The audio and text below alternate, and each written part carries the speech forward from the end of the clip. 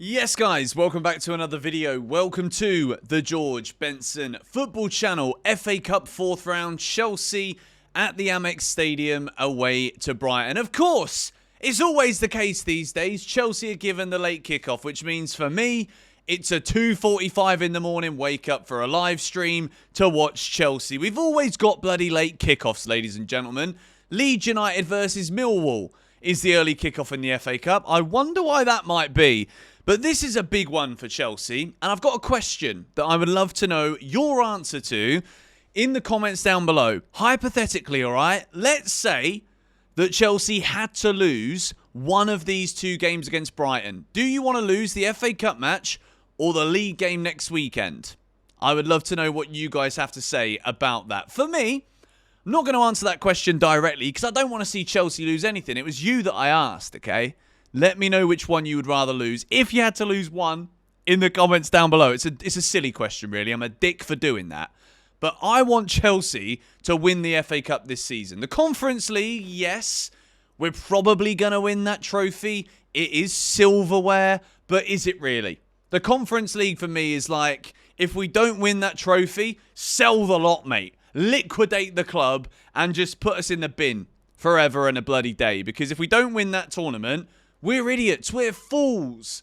But the FA Cup, for me, still feels like a big competition. Yes, you don't win the same amount of money that you get for winning the Premier League or even finishing in the top 4 and, of course, winning the major European honours lines your pockets massively.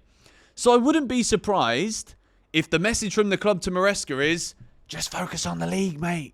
Don't worry about this. I don't stand for it whatsoever. I think Chelsea right now are in a position where we've been dealt our hand, or we basically just decided to not turn up for the game in the transfer window. But we've got the squad of players that we've got now.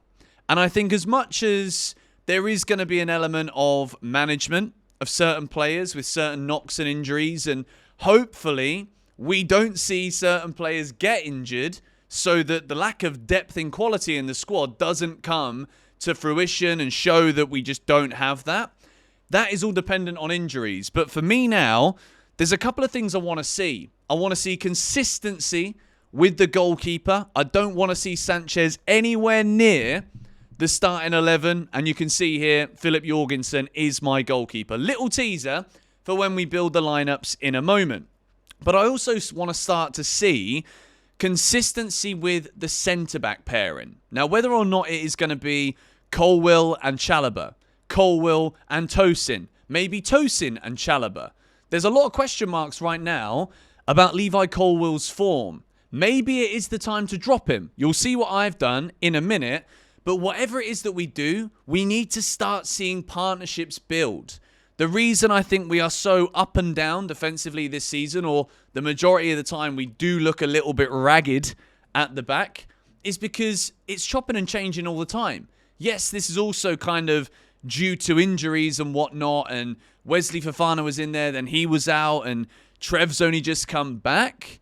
But I think Maresca now has got to kind of just go out on a limb and pick a side that we can see play 5, 6, 7, 8, 9, 10 matches in a row to actually build some rapport between these defenders. As well as that, there's a big question that could be asked as to whether or not Chelsea try and do something similar to what we saw Nottingham Forest do last week against Brighton. Forest played with a 3-5-2 formation in that game. Could we see Maresca change it here? Now, based on what I think the club are going to think, I don't think the FA Cup is going to mean as much to the club as it does for me, or a lot of you guys that have been football fans for your whole life. The FA Cup is a major trophy. I want to win this, but will it mean as much to the club? That could mean that we do see Maresca make a tactical change, be it with the formation or potentially personnel. What we know right now is that Mark Guiu will not be available for this game. Unfortunately, sometimes, because of the timings of the press conferences, this is one that I'm filming before I see the press conference, because it's the only opportunity I've got to get this out before the match. So, when we look back to Chelsea and Brighton in the FA Cup history, we've played them once before in the 4th round in 1966-67. We won 4-0 in that game after a replay. And then we also beat them 6 years later 2-0 in the FA Cup. So we've not played them many times in this competition. And away from home against Brighton, since they were promoted, we've won 3, drawn 2, and only lost 1. And that was a battering last time out away at Brighton. So, without any further ado, we are going to build my Chelsea 11 now. And of course, Philip Jorgensen is the goalkeeper. I think Maresca here has got to be bold with the decision to stick with Philip Jorgensen. It would be very easy right now to bring Robert Sanchez back in, and then Sanchez has a good game against Brighton in the FA Cup, then he keeps his place for the Premier League. No, I don't want to see it. It's a recipe for disaster waiting to happen. And you can see here, there's a little hint for something I'm going to show you later in this video. We've got 3-5-2 at the side here, because I'm going to show you an option for a 3-5-2 formation at the end of this video. So stay tuned until the very end. Jorgensen keeps his place in goal. We move into the next defence. Cucurella, Chalobah, Tosin and Gusto. You're probably looking at this thinking, Benson, I thought you said that you wanted consistency.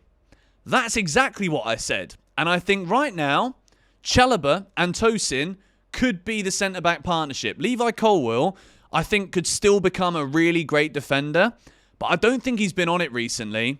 And I think Trevor's been called back, not to sit on the bench. And I think Tosin, we could do with his height. Brighton have got some big players that have hurt us before from set pieces, particularly in this fixture. So, I want to see Tosin in there for his height. And I think Trev absolutely has not done anything to deserve not being in the starting 11 on, Monday night against West Ham. And I think with Malo Gusto, this is a big one, because I've come to... I hate the fact that I'm even saying this, but I'm not entirely sure if Reece has got it at the level that we have seen in the past. I know he scored that incredible free kick a few weeks ago, and I love Reece James. He's one of my favourite players in this Chelsea squad. But I just see the way that we just had such a bigger attacking threat in that second half against West Ham. And I'm not saying it was just because of Malo Gusto. It wasn't. Pedro Neto was the real difference maker in that game. But I just think we get more going forward with Gusto. And as much as Reece James is obviously known for getting into the box, and he was scoring goals, arriving in the box and getting assists and crosses and stuff, right now we don't have that box presence to make those Reece James like swirling balls in worth it. So I think having Gusto there as well makes Chelsea a little bit less predictable right now. So let me know your thoughts on those two big changes at the back. Colwill out and Reece James out of my Chelsea 11s. We move into the midfield of Enzo Fernandez and Moises Caicedo. We know right now we don't have any other players that could do this. I would say maybe Reece James could play as a 6 for Chelsea. Just an idea. Going to throw it out there for you lot now, but that is the midfield pivot. There's no questions about it. If they're both fit, they're both playing. Moving into the Chelsea attack. Neto on the right, Sancho left, Nkunku 10 and Cole Palmer as the 9/false 9. Rotation with Christopher Nkunku. Jadon Sancho loves a good link up as well. We can see that between those three.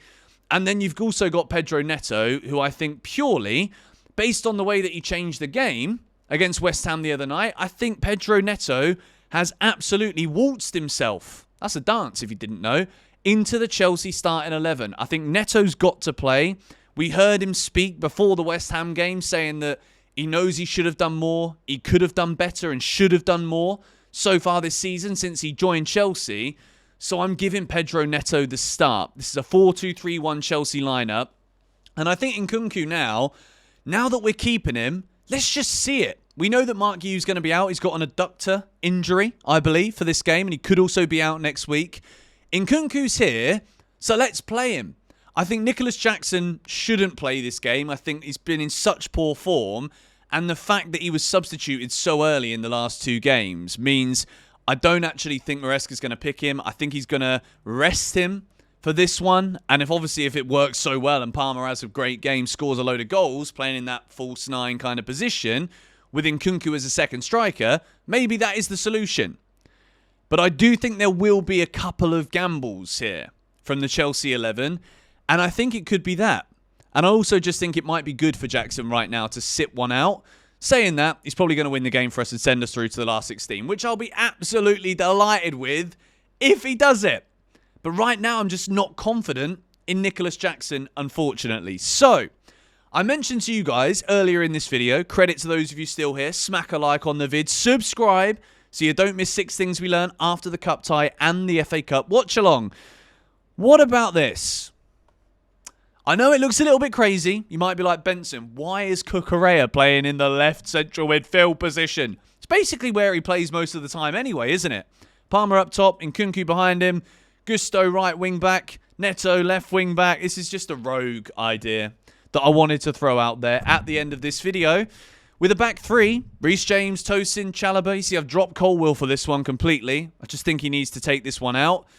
Let me know what your thoughts are on that on the screen now. I know it's probably ridiculous, but is it ridiculous? Let me know in the comments down below. Anyway, the end of a preview video always ends the same way, with a score prediction.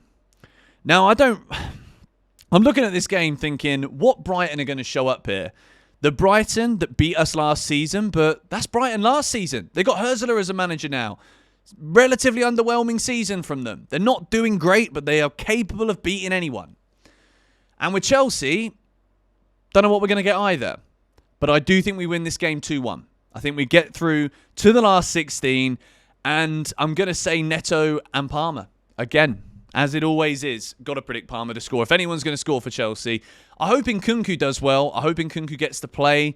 I kind of want to just wipe the slate clean with Nkunku.